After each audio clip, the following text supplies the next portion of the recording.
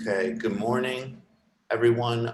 Thank you for joining us for this press conference about what's happening with special education at Acero Charter Division. My name is Eric Reuter, and I'll be running the tech on this and facilitating questions from the media after the presentations are through. The person who'll be taking us through and running, facilitating the event is Chris Barron, who's the chair of the CTU's Charter Division. So go ahead, Chris, take it away.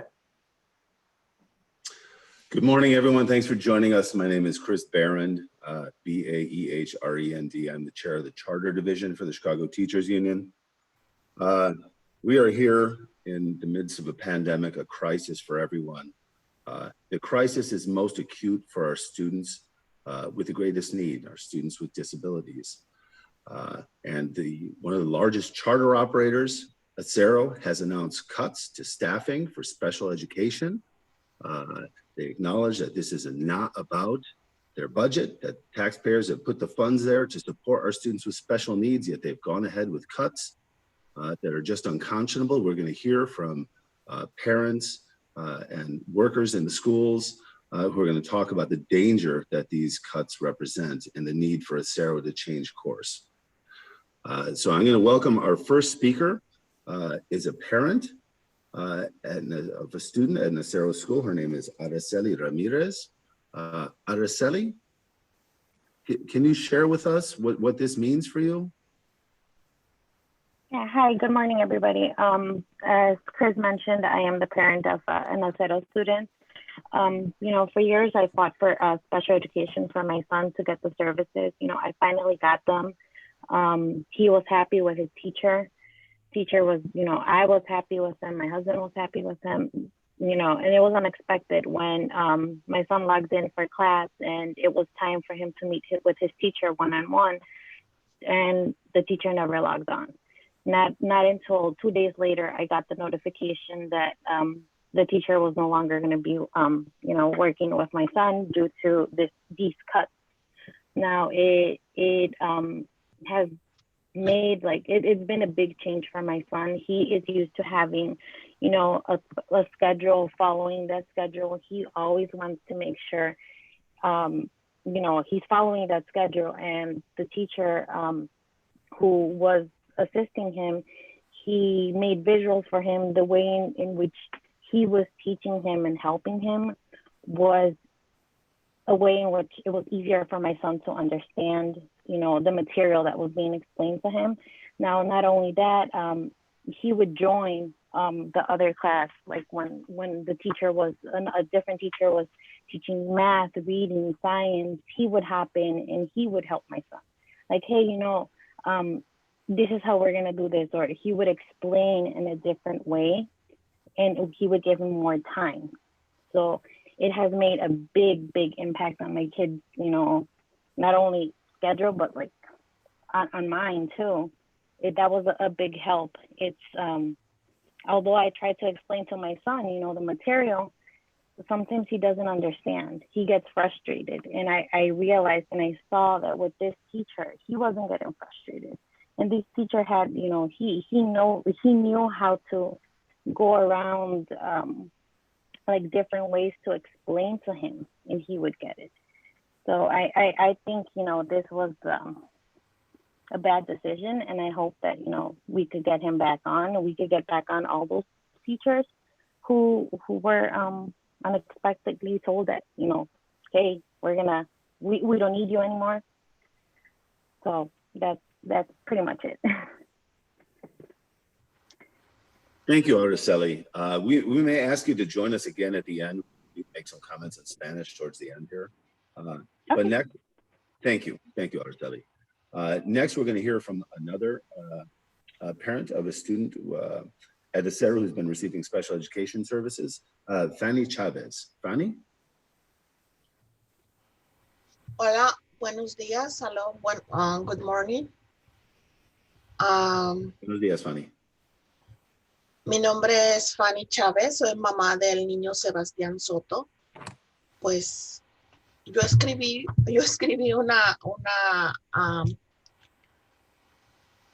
una nota, ¿verdad? Pero Sí la quiero leer, la voy a leer. Dice, soy madre del alumno Sebastián Soto de la escuela Brighton Park y me siento preocupada y también me siento inconforme por la decisión que se tomó con el maestro Troy Evers, ya que Mr. Evers ha sido un apoyo, un soporte para mi hijo, una ayuda. Él ha progresado demasiado en todas las clases, en ciencia, en matemáticas. Ha sido muy bueno, muy eficaz haciendo su trabajo. Y yo creo que todos los maestros lo han sido porque mi hijo ha cumplido metas que no se veían, ¿verdad? Mi hijo se sentía a gusto con el maestro y mi preocupación es que él vaya a retroceder por falta de este apoyo. No quisiera ver la necesidad de yo estar. Me siento frustrada por esta decisión. Y inclusive que ahora estamos tomando clases remotas, él también ha sido un apoyo para mí, ya que yo no tengo esa trabajo. Yo no soy maestra, soy padre de familia. Y creo que necesitamos ese apoyo de un maestro como lo que es Mr. Evers.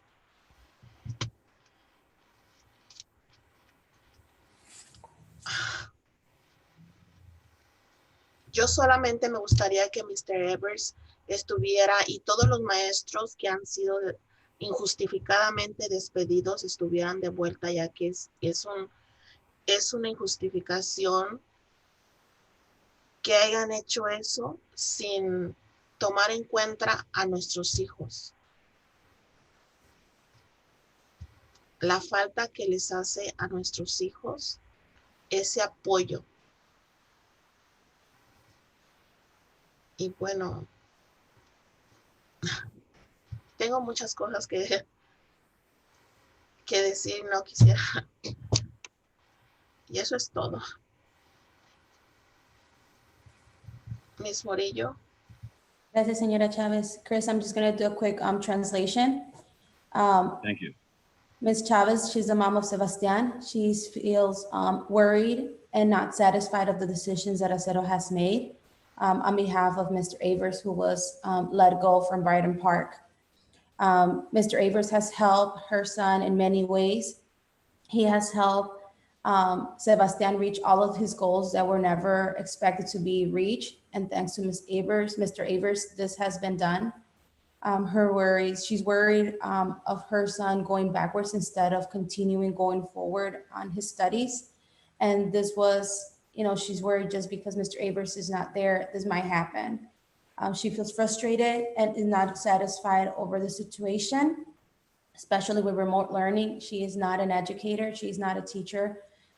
She doesn't know how to teach her son like Mr. Avers was doing.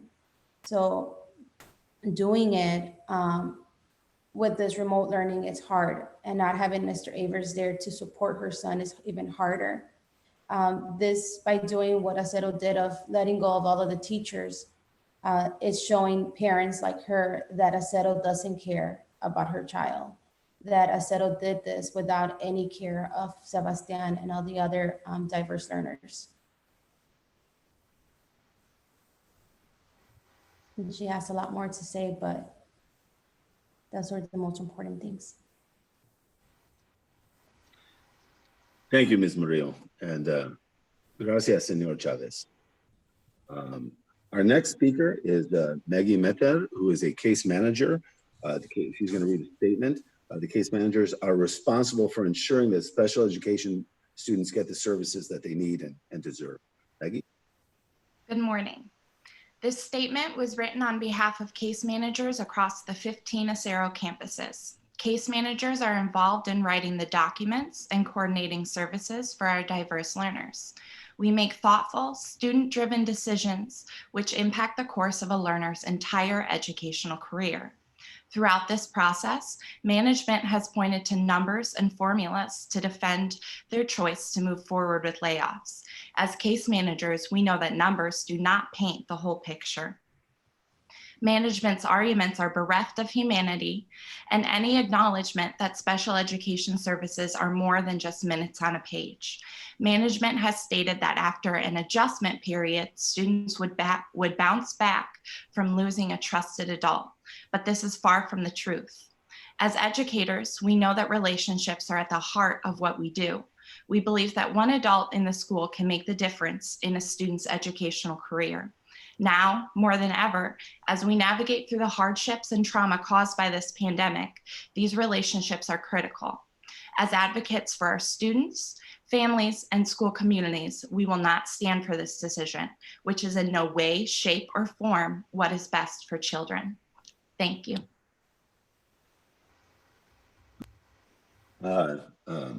Thank you, Ms. Meter. Our next speaker will be the elected representative of the paraprofessionals in the Acero network, Deneria Dukes. Good morning. Chris, I'm going to read something I have here. My name is Deneria Dukes. I'm the Union Vice Chair of PSRPs at Acero Schools, and I am a special education apprentice at the Daniel Zazumbo campus. I've been with the network almost 10 years. I was a long-term substitute teacher for over 2 years, and I've been a special education apprentice for about 7.5 years. During this time, I have served over 50 DL students, many of whom I still keep in touch with after they have graduated. My students are everything to me, and they are very appreciative of the support that I provide for them. On a daily basis, I go above and beyond for my students because I know how much they need me. Every day, just about during remote learning, during my own lunch break, I spend about 10 minutes checking on a student who's no longer on my caseload. This isn't required of me, but I do it because I know he requires that extra support. Not to mention, it's the highlight of my day, seeing him smile and show me the work that he has completed. My story is just like those of the special education apprentices who lost their positions last week. Going above and beyond, it's what we do. We know consistency is key for our students, and they deserve to have adults around that they can count on. While remote learning is challenging for everybody right now, teachers are rising to the occasion, all staff is, with the assistance of those apprentices. Many teachers have now lost a classroom partner as well as a work friend and support due to these cuts. Eliminating these special education apprentice positions, it not only affects the classroom teachers, but has a profound effect on the students and their families who look forward to time with these apprentices who offer them that extra support that they do require. Apprentices are not disposable, and neither are the students and families that we support. I said it before, and I'll continue to say it until it is heard and receives the justification that it deserves.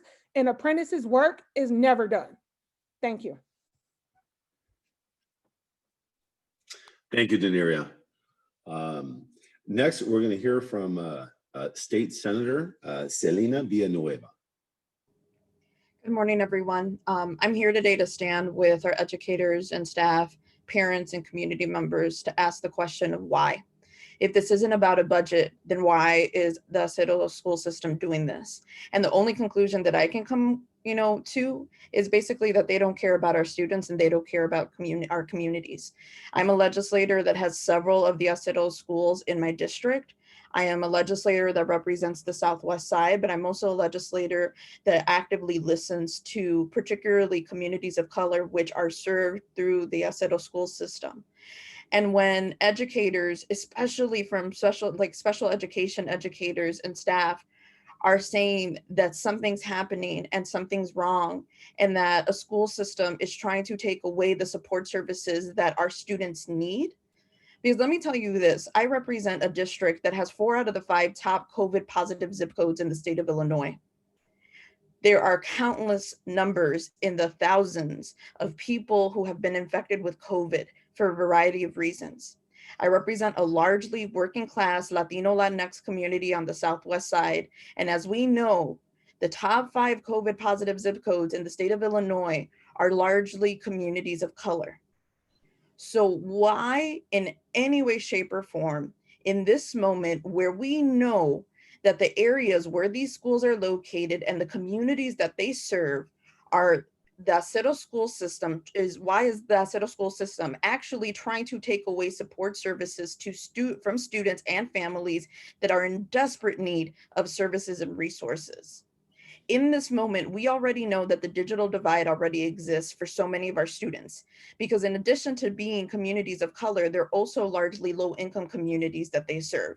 So why in this moment of us still living in this pandemic, are we even having to be here to have this conversation, to point out the issues, to say that we deserve the support and the resources that our special education educators and staff give to our students? I am furious of the stories that I'm hearing from the parents and from our staff and educators that are explaining exactly what happened, because apparently there was actually no communication to any of our family members, to any of our community members of what was going on.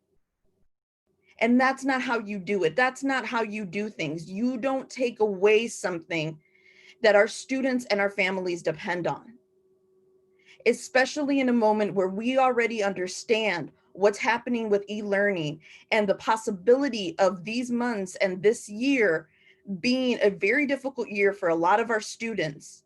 So we're taking away special education support? I don't think so. So I'm going to continue to stand with the educators, with the staff, with the families and the communities to say, no, we don't stand for this. We will not allow this. I want Acero, and I want the school system, and I want the board of directors to answer my call right now, and the call of all of these individuals, of the staff, of the parents, of the community, to ask why and get a real answer. Because if this isn't about the budget, you're telling me and you're telling us that you don't care about our communities, and I will never stand for that.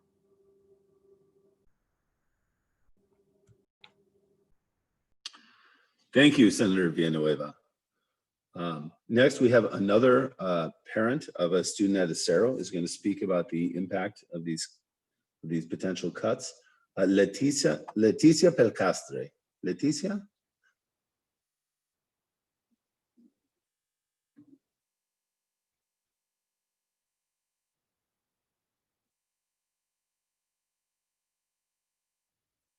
Leticia, are you with us?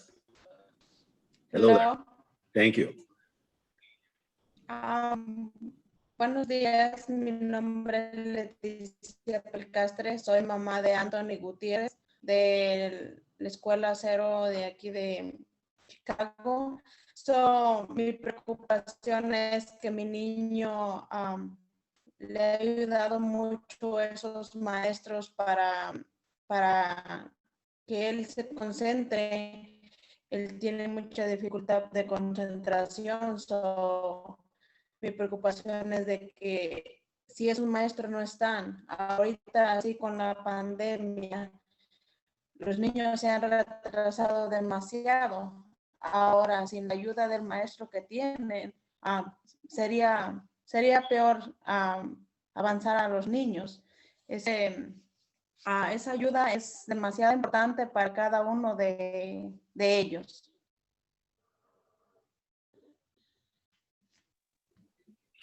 Gracias, Leticia. Leticia, could you just quickly maybe give a few sentences about what you said in Spanish and English? I could go ahead and do it, Chris. Her son is a student from one of the Acero schools who received much help from the teachers. Her son has difficulty staying on task and concentrating. So she was receiving that help from one of the apprentices. He was helping him, being able to maintain and focus on what his studies were during remote learning. With the pandemic happening, it's been very, very difficult. So she believes that apprentices should be brought back in, to help the teachers with students like her son. Thank you, Ms. Murillo. Thank you, Ms. Belcastre. Next, we're going to hear from the elected leader of the union members at Acero, Caroline Rutherford. Good morning. My name is Caroline Rutherford. I am the chair of the Council for the Acero Charter Schools. Acero has made a choice to cut 26 special education positions during remote learning while in a global pandemic. I want to be really, really clear here. Acero is choosing to cut positions that serve our most vulnerable population of students. They have told us repeatedly this is not financially motivated. These positions are already in the budget for their 2021 school year, and CPS is claiming that special education students need more service right now, and they're pushing for in-person instruction for those students, but they're allowing one of the largest charter operators in the city to slash their supports to our students. Acero is eliminating completely 13 of those 26 positions, on top of the 8 positions that they cut at the end of last school year. Over 90% of our staff have stated that our students need more support during remote instruction than they did during in-person learning. Remote learning presents challenges for many students and their families, and our paras were heavily relied upon to provide those supports. We should be hiring more adults. We should be putting more adults into the classroom. Yet Acero has decided to do the opposite and save a few pennies on the backs of our students. They're choosing to cast off members who have cultivated strong social emotional relationships with our children. Parents and teachers have reached out directly to the CEO, Richard L. Rodriguez, and begged for him to reconsider this decision because of the detriment it will have on our students. And they have been ignored.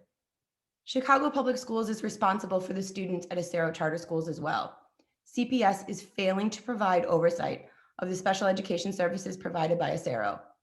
Why are Acero schools allowed to slash their special education services during a global pandemic? And who's responsible for stopping them? We call on CPS to look into this. We do not believe that Acero is following the guidelines of the agreement we made with them over the summer. Our agreement states that where special education apprentices, or paras, have reduced caseloads or otherwise reduced work duties during the period of remote learning, Acero will make all reasonable efforts to utilize them as classroom apprentices in order to support our students during remote learning. Acero has yet to show any evidence, not one, let alone all reasonable efforts, that they have complied with this agreement. So we are going to continue to fight these cuts. Our students should not suffer because Acero is choosing to save money over providing our students with support, consistency, and services. We are here to serve our students to the best of our ability, and it's extremely, extremely hard to do it without the supports of our vital support staff.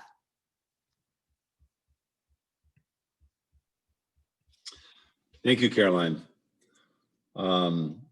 And next, I just want to say that this is, as a measure of the importance of this, all of the officers of the Chicago Teachers Union are here on this call, will be available for questions. I know that we're going to go to Maria, our financial secretary, for some comments in Spanish. Are any of the other officers, I don't know if they had planned to speak. Maybe we'll just go straight to Maria. Yeah, okay. Maria Moreno, the financial secretary of the Chicago Teachers Union. Buenos días, voy a dar un resumen breve. Acero ha recortado un total de 26 puestos de educación especial en los últimos meses, incluido 13 puestos de educación especial que están siendo reutilizados y el despido de 10 trabajadores educacionales. El operador Charter eliminó 8 puestos de educación especial durante el verano y eligió no cubrir otros puestos vacantes. Estos recortes ocurrieron incluso cuando el personal de operador admitió que los estudiantes en general necesitan más apoyo del personal adulto, no menos. Estos recortes son algo que ellos eligieron de hacer, no está estos recortes en el presupuesto, el dinero está allí. El aprendizaje remoto presenta desafíos únicos para los estudiantes de educación especiales y sus familias, lo que requiere que las escuelas garanticen mayores recursos para estos niños, no menos. En cambio, Acero ha revuelto el número de casos de los educadores y ha quitado a los educadores de los estudiantes con los que tienen fuertes relaciones terapéuticas y educativas, socavando la educación de estos estudiantes. CPS recupera un porcentaje de los fondos que proporcionan a los operadores de charter para supervisión desde la oficina central de CPS. Sin embargo, la supervisión de CPS aparentemente incluye ignorar los recortes de educación especial en Acero que perjudican a los estudiantes incluso cuando CPS todavía está bajo un orden de control estatal por recortar $30 millones en apoyos y servicios para los estudiantes de educación especial del distrito. La supervisión fallida de CPS de los servicios de educación especial para los estudiantes de Acero es un patrón de indiferencia hacia los estudiantes con necesidades especiales desde hace mucho tiempo. ¿Por qué está pasando esto durante una pandemia donde nuestras comunidades latinos están impactados sobre muertes y enfermedades del coronavirus? Estos recortes no están basados en el presupuesto. No estamos conforme con estos recortes y estamos exigiendo que recuperan al personal que nuestros estudiantes necesitan. Gracias. Thank you, Maria. I saw in the chat there was a question for Stacy. Stacy, are you? Look, Thank you. Good morning. Thank you, Chris. It's obvious to the many people on this call this morning that special education for some of our most vulnerable students is absolutely important. And that means that the resources and administration of special education have to be above board. This issue that the Chicago Public Schools has been dealing with for years, special education is still under state control, state monitor. And now we have an issue with Acero. Look, I think Senator Villanueva said it best. We're in a pandemic. This is an all hands on deck moment. It is unconscionable that those who can offer support, that those who are supporting and resourcing our families who are dealing with high positivity rates of COVID also now have to deal with securing the support for their students in this moment. We need better. We need better. I keep hearing people talk about let's return back to normal. Number one, normal wasn't good enough, and this is ridiculous. At some point, the charter school managers, the administration at the Chicago Public Schools, the mayor of our city, they're gonna have to come correct and provide supports to the people who need them the most and not just settle on this false narrative of everything is fine, let's go trick-or-treating and drink beer at the bar. We'll take questions. So, Thank you, Stacy. All right, I'm gonna pass it to Eric for questions now, but thanks all of the parents and everyone who made time for this call. Eric? Thanks, Chris. So yes, so to the media who are here, if you'd like to speak, you can really do so two different ways. You can use the hand raising function to indicate that you'd like to ask your question, and I can unmute you so that you can do so.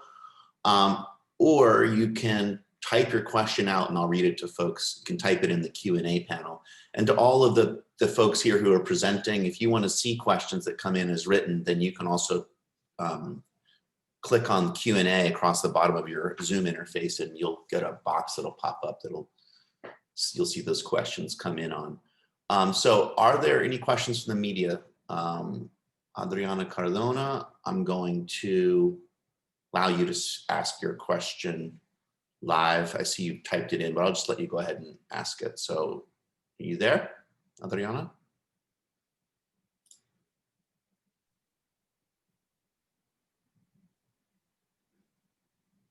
Adriana, are you speaking? Oh, she's having issues with her mic. Okay, no problem. So her question is, What do you mean when you say in your press release that 13 special ed positions are being repurposed? Can you repeat again how many of the 26 were apprentices? Stefano Esposito asked a similar question. What were the total number of special ed positions? The special education positions that were eliminated were 13. So of those 26, 13 of them were repurposed as classroom apprentices for the period of remote learning, and 13 of them were eliminated completely on top of the 8 that were eliminated in June.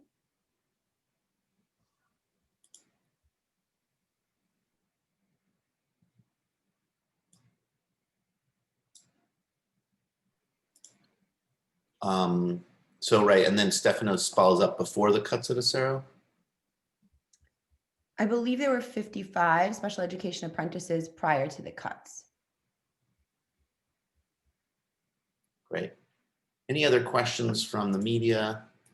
Other thoughts from the panelists? Okay, well, if there aren't any other further questions, Adriana looks like she has another one. Let me see if maybe she fixed her mic. You want to try with your mic again? No. Okay. So Stefano says, so Acero's special ed staff is cut in half approximately. And also Adriana's wants to follow up on what you said, Caroline. So how does that affect classroom dynamics?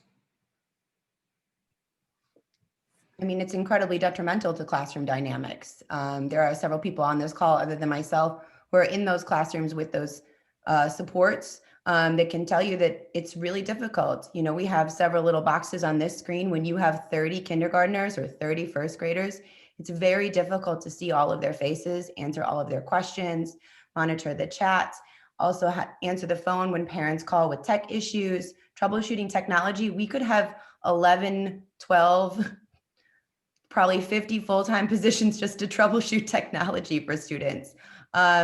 Not to mention calling for social emotional support. It changes everything in the classroom, and it makes it very difficult for the teacher to reach all of the students in that short amount of time. Can I do a little clarification too? When you hear our members at Acero speak about apprentices, what they're saying is PSRPs. And PSRPs throughout the state, in fact, are the individuals who are really the backbones of our school communities. And we believe that we've been tracking, again, throughout the state, a threat to their ability to continue to support our school communities, because many times administrators are seeing them as extra instead of what Caroline just laid out. Like, remote learning is not an easy endeavor. You have technology, you have the actual student who's going to need more support. But what we are finding is that our paras are really and truly the strongest bridge from the family to the school community, and ensuring that one, they have the tech and the devices that they need. Number two, that they are supporting not just the student, but the family, and making sure that they are taking full advantage of the educational opportunity.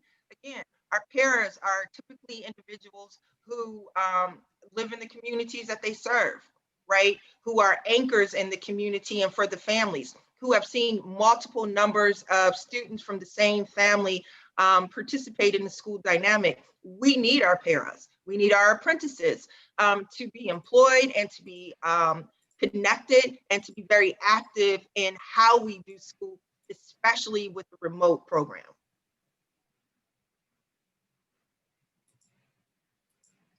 Thanks, Stacy. It looks like Joni Loom, I think, asked, said she missed the beginning. Can a parent describe how remote learning is going for their special ed student? I mean, if someone wants to do that briefly, that's fine. Also, just say to Joni and the rest of the media that we'll be uploading a recording of this press conference to our YouTube channel, and also we'll be, we did eventually get a live stream going to Facebook, but we'll be uploading this to Facebook as well in its entirety after we have the recording. So any other questions or people who want to speak?